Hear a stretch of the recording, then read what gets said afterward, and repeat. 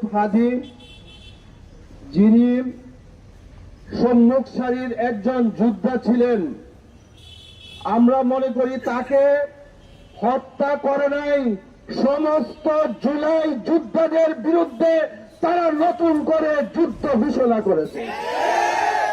জুলাই যোদ্ধারা আমরা এই চ্যালেঞ্জ গ্রহণ করলাম। বাংলাদেশের পক্ষের শক্তি তোমাদের বিরুদ্ধে শেষ রক্তবিন্দু থাকা পর্যন্ত লড়ে যাবে ইনশাআল্লাহ।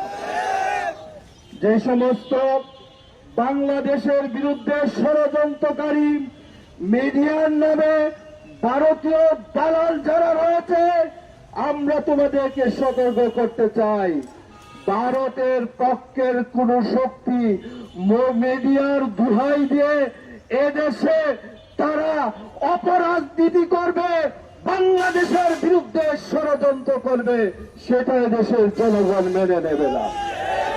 তবে আমরা বলতে চাই, জুলাই যোদ্ধারা কোন সময় আইন নিজের হাতে তুলে নেবে না।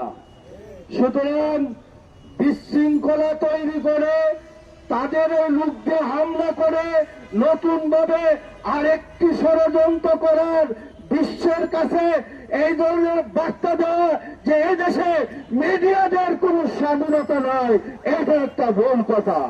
আমরা মনে করি জুলাই যোদ্ধাদের উপর তোমরা নিজেরা করে সেই অপকর্ম আমাদের উপরে চাপাইবার চেষ্টা করছো। আমরা বলতে চাই, হাদিরা বাংলাদেশে বারবার জন্মগ্রহণ করে না। এক হাদি মাত্র 30-34 বছরের হাদি সারা বাংলাদেশকে, সারা বিশ্বকে সে জয় করে শাহাদাতের মর্যাদা হাসিল করেছে।